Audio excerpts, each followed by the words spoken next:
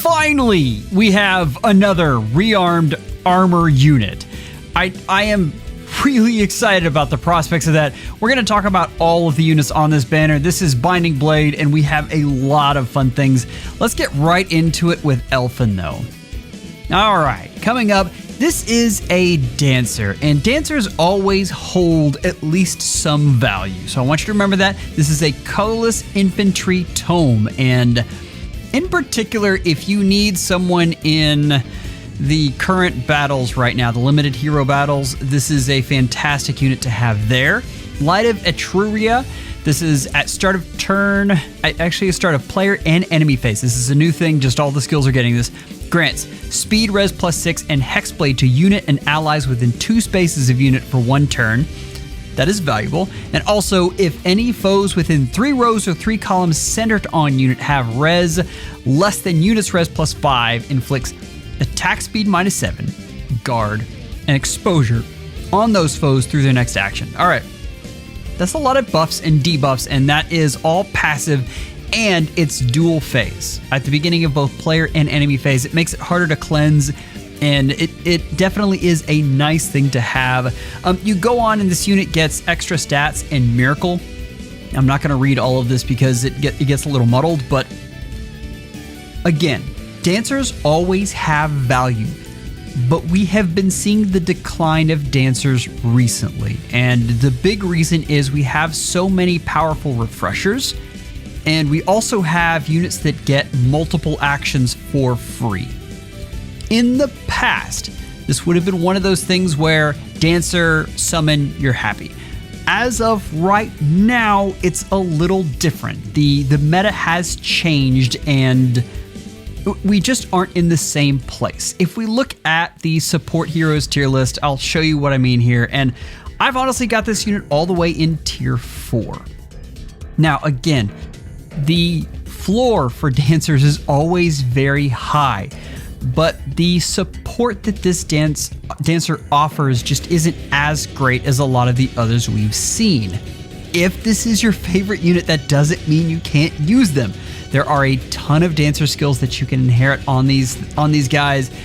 There is a lot of good stuff, and this isn't a bad tome. But if you look in the context of the meta, this is probably the lowest I've ever ranked a unit. So I understand if they're your favorite, you can use them, but this isn't a unit that you're going to be going after for meta purposes. All right, next up, we have Ogier.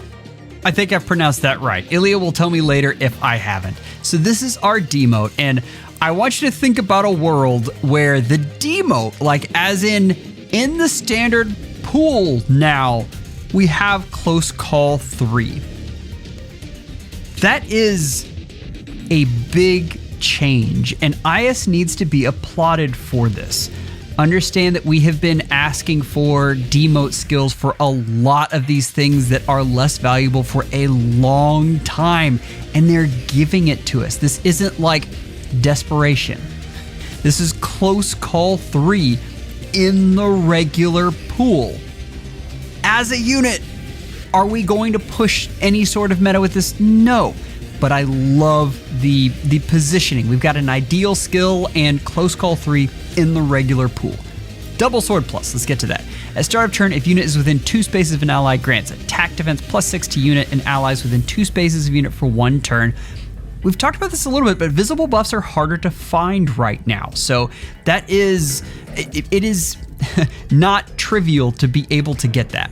If unit initiates combat or is within 2 spaces of an ally, grants Omni +X to unit during combat, and X equals 4+ highest bonuses on each stat between unit and allies within 2 spaces of unit, and calculates each stat bonus independently. So, I mean, this is bonus doubler.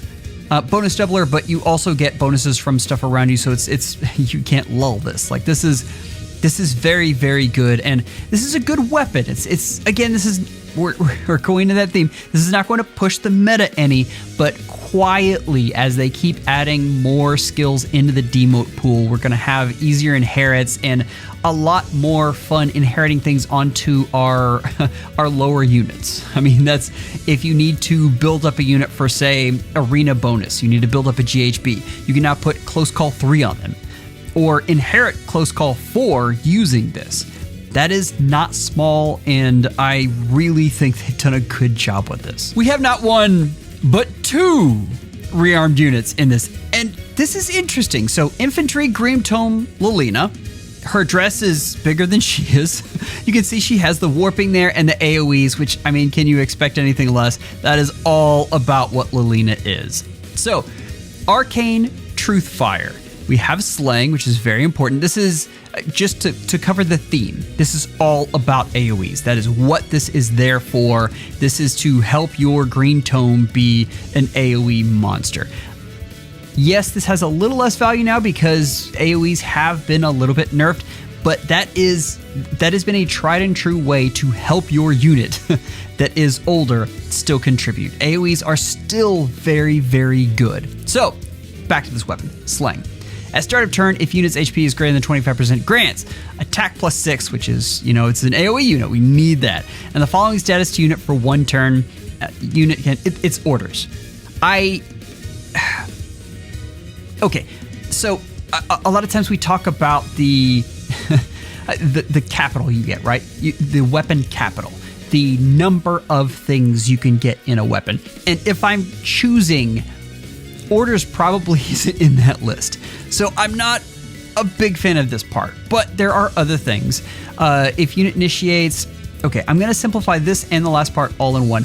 Whether you have an AoE or you have a standard special, you get +1 before combat, which again, this is all about getting AoE damage, and that is fantastic. So that's 2 cooldown off an AoE. That leaves you with 2 to get, which you can get with a Marth Ring and times Pulse, or some other way, Asker. That is really fantastic and good for AoE units in general. We'll go on to the next part. At start of combat, if unit's HP is greater than or equal to 25%, grants bonus to units. Attack speed, defense res equals 25% of foe's attack. At start of combat, -4, max of 14. Most of the time it's going to be 14. Deals damage equals 15% of unit's attack. And that includes AoEs, which is important, and reduces damage from foe's first attack by 7. So we get the flat DR as well. And then the rest of this talks about the special jump for regular specials. All right.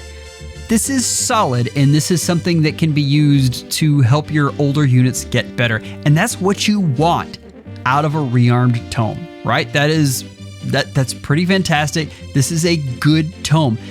This is, again, and you kind of see the theme, this is not going to shake the meta, but this is nice to help upgrade your units. Gift of Magic is next, and of course she has Gift of Magic, and we continue with the weird special creep, where they can't just do damage, they have to do a sea of other things. And that is, before combat, this unit initiates, foe in an area near target takes damage equal to unit's attack minus foe's defense or res. So, a couple things there. The biggest thing is this isn't 1.5, it's just 1. And that is often seen with Gift of Magic because it's just 2 cooldown. That is still less good. I mean, the whole thing is you want to do damage. That is a little less than what we would like. We also have Hardy Bearing, which is very valuable and not quite in the current meta, but can be used a lot in other places, and that part's nice. If unit special is triggered before combat, reduces the percentage. This is piercing. This is 50% piercing. Piercing, especially in a special, is very good. And the next part is DR. So, out of a special, you get Hardy Bearing, damage reduction, damage piercing, and of course the AoE effect. That's kind of crazy. This is a very good special, and on her is excellent. Let's go on and look at what else she has in her kit. Remember, this is a rearmed unit, so she gets to give this other stuff out. We have Sly Mirror. Now, the thing we need to remember about Sly Mirror, and we talked about the Sly skill last time, is this is adding that +5 damage straight to the AoE. That is valuable. Then getting attack and res out of this is also very, very nice. So this is an excellent weapon for an AoE user. Again, I haven't looked at the difference between this and like Crystal and Water, for instance. I have a feeling that this is probably better just because straight 5 damage is always very, very nice to put on a weapon. We have Occultist Strike, which has declined a lot because of Breath of Life, but that doesn't mean it's not valuable. This is still a good skill. And then Attack Res Ploy 3, which we've seen before, but is nice on this unit and helps her do what she needs to do. Looking at the fodder factories, I've got her right now in tier 2. I think this is a very valuable weapon that you can put on people. I think this is a usable unit. I don't have her ranked as a nuke right now because the nukes right now are insane in that they provide so many things. This unit doesn't. This unit is very much like the Lilina of old, and we have grown past a unit that just has high attack who does AoEs. You have to do something else. And she doesn't quite get there in that regards. That doesn't mean this tier 2 is kind of these are units that have something unique about them or offer something unique to other units. Hortensia is great at healing and be good in 3 spaces, so it can be good for Omni tags. Robin has gotten just a ton of new armor skills that can help her. Lilina is in that same bucket where this is a nice skill. She's got an incredible preference special, but she really lacks anything special. If you look at tier 1, I mean, Peony and Azura and Marianne all have very special things that they do. They have absolutely incredible utility. Tier 0 is, I mean, these are the units that, yeah, she's nowhere near that, but these are the units that kind of define the meta, right? Micaiah and Tamara both are incredibly strong units. So I've got her in tier 2. I do have her above tier 3 units that kind of have lost their use case a bit. And tier 4, they're there. they still have a lot of value because rearmed units do. But still, that's about where I have got her is tier 2. I can finally pronounce this unit's name. It was driving me crazy. This is Þjazi, like the game Yahtzee with the TH in front of it. I know probably no one else cares, but this is a big deal to me. This unit is interesting, and there's a lot of good and bad here. And I'm gonna, real quick, I'm gonna flash up the Arcane Giant, because since we got to see this before, I got to make a quick list. Because this is an incredibly powerful arcane weapon. I probably the best arcane weapon we have now here, depending, of course, on who you have. I mean, that's what you need out of the weapon is a big deal, but we have Slang, we have an Omni, there's a whole bunch of stuff there, but generally it means Omni plus 14 to all stats. We have true damage equals 15% times this unit's attack, and that includes AoEs. We have flat DR equals 15% of this unit's attack, and that includes AoEs. And we have special jump +1, which is a big deal. At start of both phases, you have null penalties on attack and defense, and then you have null panic. Those are that isn't a laundry list, but those are very focused and excellent skills for a unit to have, regardless of what they're doing. For a tank, that is particularly good, and I mean, the flat DR out of an arcane weapon is incredibly strong. On top of that, we have Armored Blaze, which we've seen before. We have Earthfire Boost, which is definitely the best for a near savior, and that's what this unit wants to be. Moving on, we have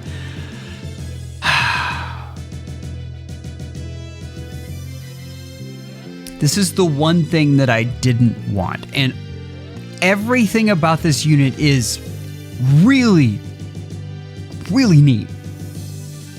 Why the B skill? Why? And Conquest in the Discord brought up the fact that every single Jotun unit with a preference skill, they've all been B skills.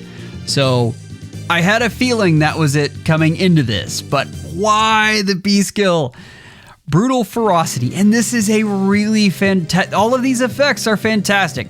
You get Pathfinder out of a near save.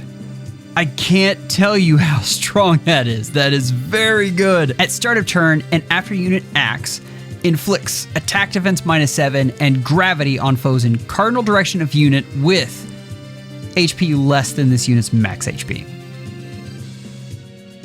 Okay, that's already... Gravity is criminally underrated, and I know we have a ton of warping right now, but I'm telling you, gravity is a lot better than folks give it credit for. It always has been. It's been a very under-the-radar skill, and the fact that you're handing it out passively is what makes this so strong. If unit initiates combat, or if unit's HP is greater than 25% at start of combat, inflicts penalty on foes' attack and defense equals... They've got a ton of stuff there. Most of the time, it's going to be a max of 18. And 18 Daunt is huge. That is very, very big. And then unit makes a guaranteed follow-up attack, and that's either phase, and then neutralizes effects that inflict special cooldown charge minus X on units. So we have Null Guard, and reduces the percentage of foes non-special. Then we have Piercing. Piercing is very good. This unit is going to hit very hard. There's a couple things. Then we have Attack, Defense, Twin, and Save. We've seen this before. Fantastic. Null Follow-Up is not going to be great on this unit. Like that's going to be something very hard to deal with. In particular, the thing I'm thinking of, and listen, so the thing we talked about with near saves, with melee frontliners in general, there's two units. There's just two units exist. Sigurd and Felix. That's it. You have to be able to deal with that. I think this unit deals with Sigurd okay. I've looked at a lot of units against Sigurd. I did an entire episode on those two, and I think this unit does well versus Sigurd. There's a lot of things that stack up well in her favor. I don't think this unit can handle Null Follow-Up Felix. I've tried really hard to wrap my head around her being able to do that, and I just don't think it happens. That's it. And of the two of those, Felix is the bigger issue. If you remember, we talked about this, the big way you fight Felix is Shield Fighter. It's the most powerful skill in the game right now. And they gave her a Preference B skill. It's the one thing I didn't want. It makes it hard because if you put Shield Fighter on there, she's basically any green armor with Arcane Giant Axe. I'm disappointed. Again, I still think she solves one of those problems, and Sigurd is not a small problem to solve. But I don't see a world where she survives maybe an encounter with Felix, but if he has no follow-up, she's not killing him back. And I certainly don't think she survives 2 encounters with Felix, which is often the case with that unit. If we look at the rankings here, for fodder factories, But I'm begging you. I'm trying to give this unit the benefit of the doubt. Armors right now have some absolutely incredible skills to hand out. Not only Shield Fighter, but Twin and Save, and that makes the Armored Blaze and Armored Beacon, that makes those skills so much better. It really does. I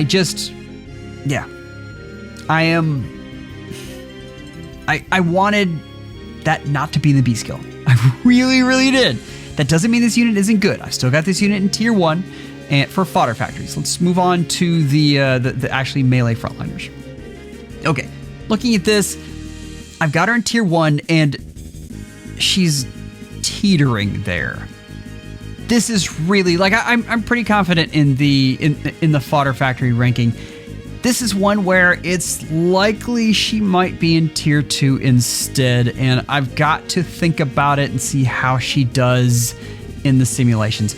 Nagi and Na, if you put them with Shield Fighter, they do some wicked, crazy things.